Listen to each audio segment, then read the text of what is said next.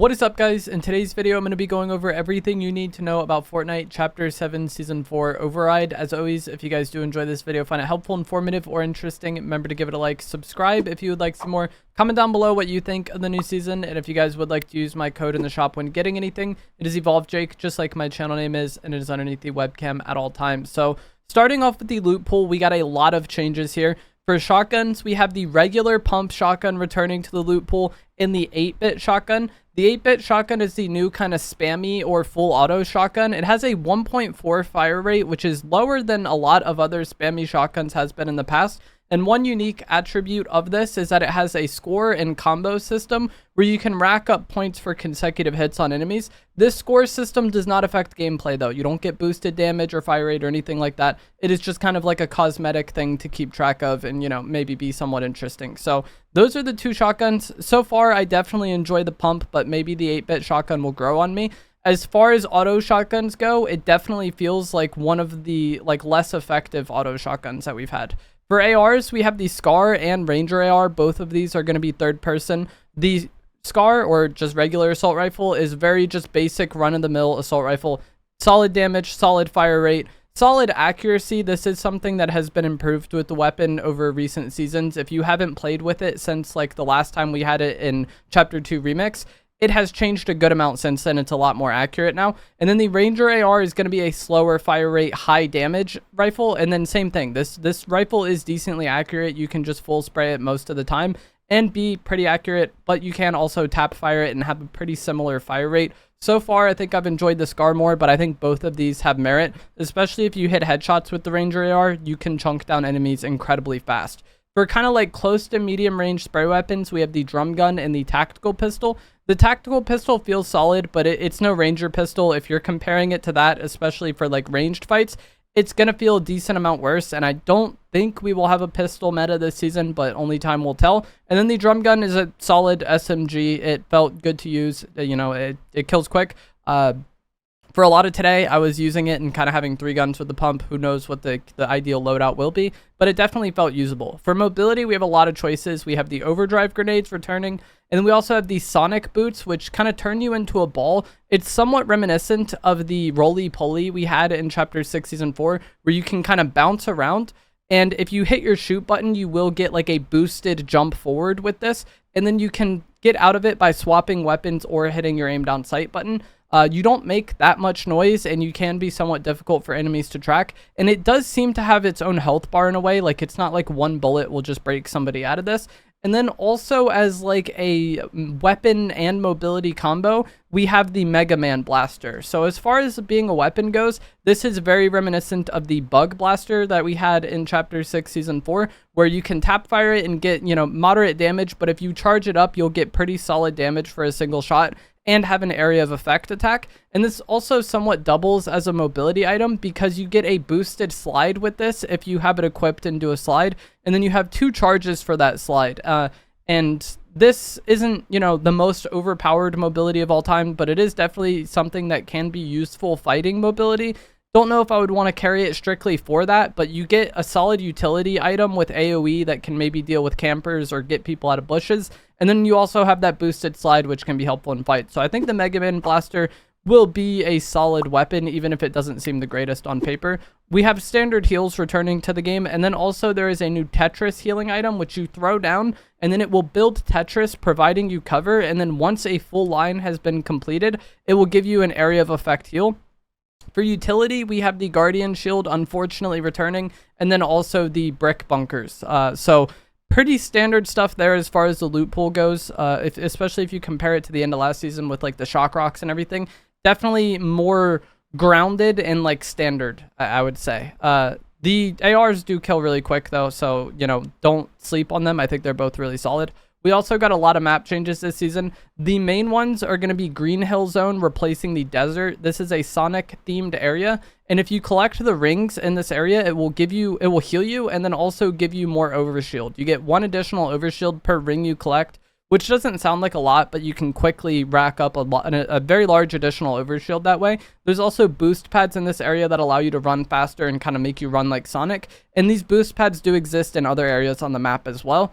Reality Rains replaced Frosted Flats in the middle of the map area. This is Geno's POI, kind of reminiscent of, I think it was Dark Dominion or Dark Domain, the thing that used to be in the middle of the map at the start of Chapter 7. It has like a similar vibe of that, and I believe this is where you can get the Mythic Scar from. But overall, this POI I feel like wasn't that special. Stone Sanctum replaced Sinister Strip, and there's a few other temple POIs like this. And one of the very strange things about this POI is the walls will kind of glitch in and out of existence because, you know, the whole theme of the season is stuff glitched onto the map or whatever. And so you can be about to walk through what looked like an open area and then a wall appears in your face. So this POI is very strange to traverse and very strange to fight people in, where the POI is like constantly changing. And then there's also, you know, a lot of other minor map changes throughout the map as well. But those are the main named POIs that changed. There's a lot of differences with sprites this season. You can now see the name easier, and it will have an icon to tell you that it hasn't already been mastered, or hasn't already been in your collection. Sorry, that is something a lot of people wanted last season, was just to be able to easily tell, do I have this in my collection?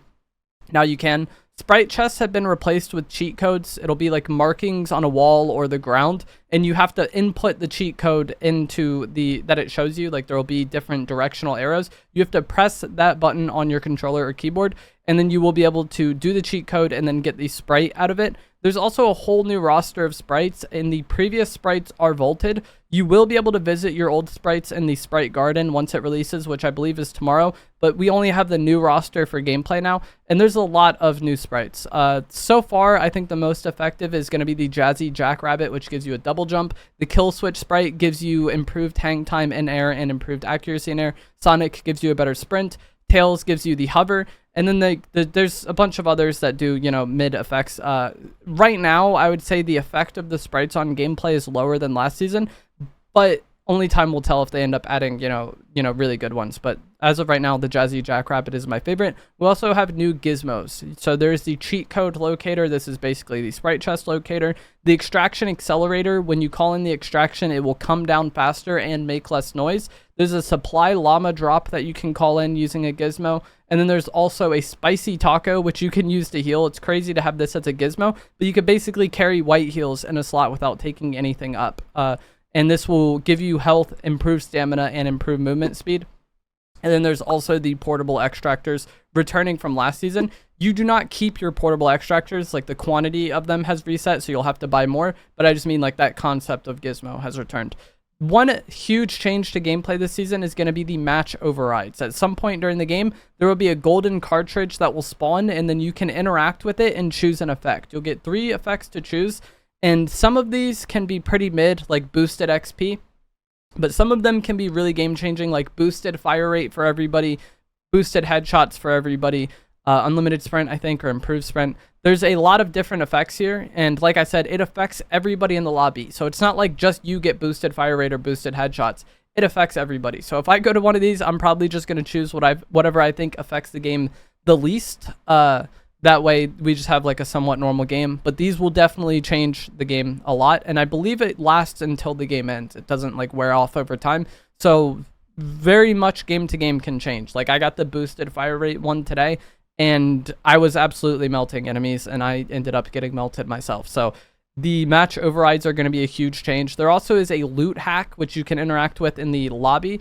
This, you can pay dust to unlock hacked loot. So this is items that you can get in the loot pool that aren't actually in the loot pool. And once you unlock these items, they have a chance of spawning when you loot chests, and then you can pay more dust to increase the chance of it spawning and its rarity. And then these items will change over time. Over the course of the season, you can see there's 13 days left until a refresh in the lobby. But things like the base boost gloves are here, the flare gun, the Oni shotgun, if you enjoy that, the minigun, the dual pistols, chug splash, and I believe those are the items now. But like I said, it will cycle throughout the course of the season, so we may see a lot of like crazy weapons from Fortnite's past returning to the game using these loot hacks. And you know, you pay the dust to get a higher chance of getting it or get a higher rarity of it. Like you can get up to the purple base boost glove. So if you see enemies using these items, that's how. And then there's also lobby codes that you can input into the lobby. At the top right, there will be a thing you can click on, and you can input these codes to get different benefits. So I will have a post on screen now which shows a lot of the different lobby codes that you can enter. But there's some to get certain sprites. There's some to get loading screens. There's little Easter eggs, like you can turn yourself into a Tetris block.